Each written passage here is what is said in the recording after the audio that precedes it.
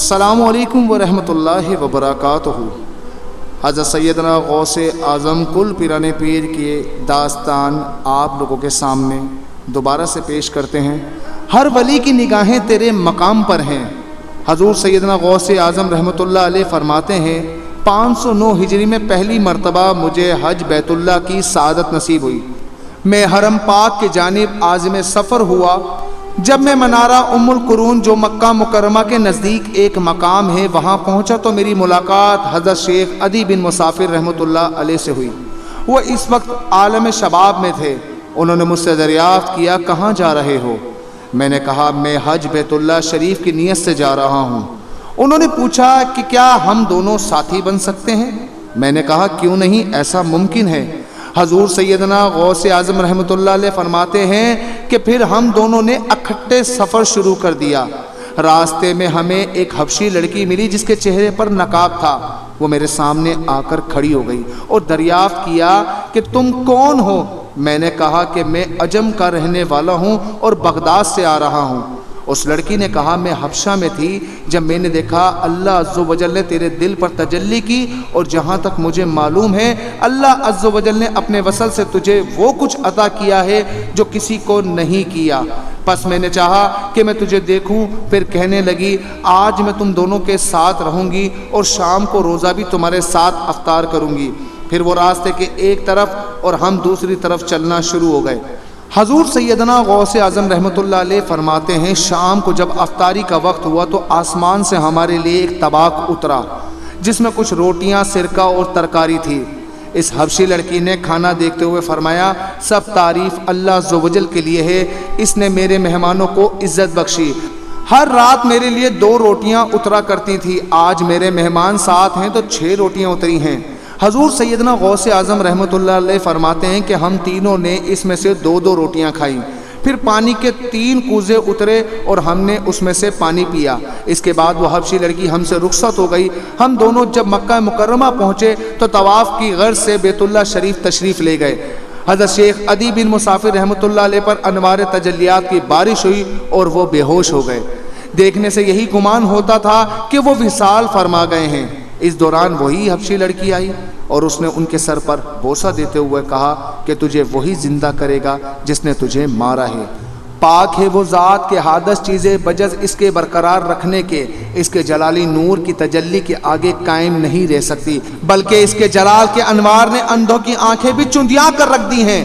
حضور سیدنا غوث اعظم رحمۃ اللہ علیہ فرماتے ہیں پھر دوران طواف مجھ پر بھی انوار و تجلیات کی بارش ہوئی۔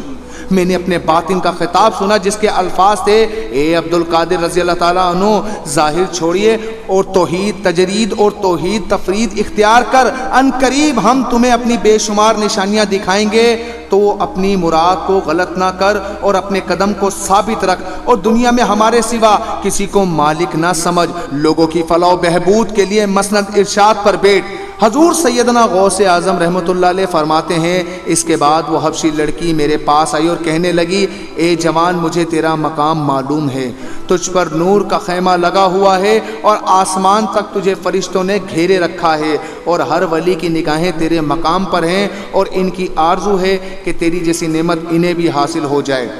حضرت شیخ ابو عبداللہ جبائی رحمۃ اللہ علیہ کہتے ہیں کہ مجھ سے حضور سیدنا غوث اعظم رحمۃ اللہ علیہ نے فرمایا کہ ایک رات مجھ پر خاص وجدانی کیفیت طاری ہوئی۔ میں نے بے ساختہ چیخ ماری جس سے لٹیروں کی جماعت گھبرا کر بھاگ گئی کہ شاید کوئی آ گیا ہے۔ جب وہ لوگ میرے پاس آئے اور مجھے زمین پر بے ہوش پڑا دیکھا تو کہنے لگے یہ تو عبد القادر رحمۃ اللہ علیہ دیوانہ ہے، اس نے ہمیں ڈرا دیا۔ حضرت شیخ ابو العباس احمد بن یحییٰ بغدادی رحمۃ اللہ علیہ فرماتے ہیں کہ میں نے حضور سیدنا غوث اعظم رحمۃ اللہ علیہ سے سنا، آپ رحمۃ اللہ علیہ نے فرمایا کہ میں نے 40 برس تک عشاء کے وضو سے فجر کی نماز ادا کی اور 15 برس تک ایک پاؤں پر کھڑے ہو کر صبح تک قرآن مجید ختم کیا۔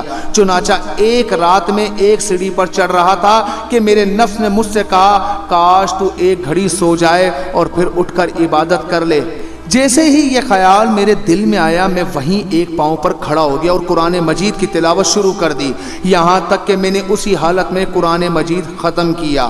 حضور سیدنا غوث اعظم رحمۃ اللہ علیہ کے صاحبزادے حضرت شیخ ضیاءالدین ابو نصر موسیٰ رحمۃ اللہ علیہ سے مروی ہے، فرماتے ہیں کہ میں نے اپنے والد ماجد سے سنا کہ دوران سیاحت میں ایک لقدوق صحرا میں جا نکلا جہاں پانی کا کوئی نام و نشان نہ تھا۔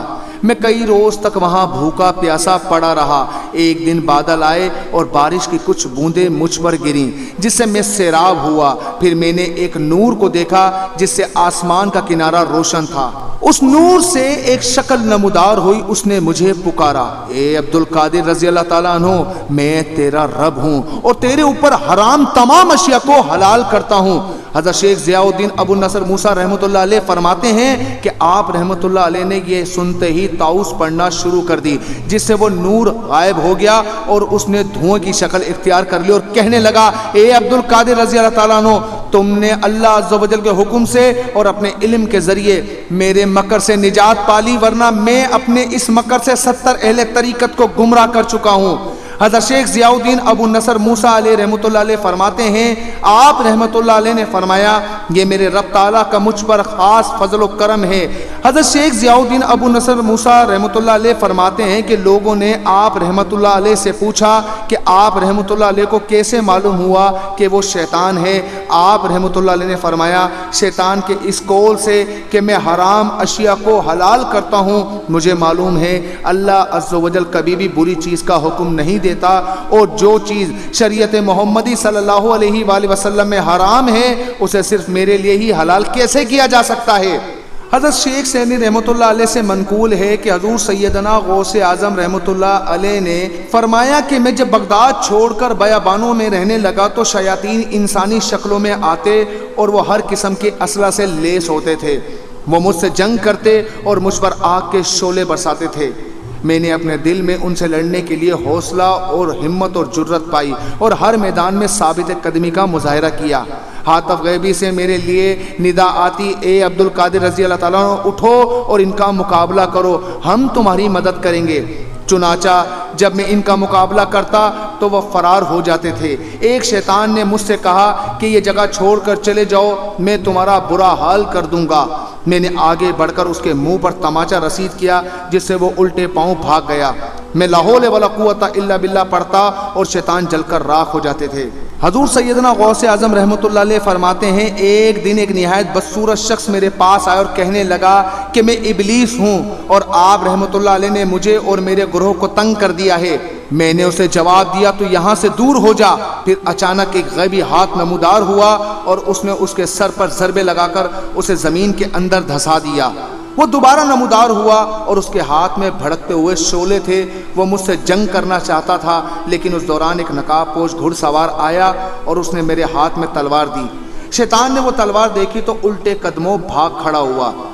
حضرت شیخ ابو العباس رحمۃ اللہ علیہ سے مروی ہے، فرماتے ہیں کہ حضور سیدنا غوث اعظم رحمۃ اللہ علیہ نے فرمایا کہ میں برج اجمی میں 11 برس رہا اور میں نے اللہ عز و جل سے عہد کیا، جب تک تو میرے منہ میں لقمہ نہ دے گا میں اس وقت تک کھانا نہیں کھاؤں گا، اور جب تک تو مجھے پانی نہیں پلائے گا میں پانی نہیں پیوں گا۔ چنانچہ میں نے 40 روز تک کچھ نہ کھایا پیا۔ اس کے بعد ایک شخص میرے لیے کھانا لایا۔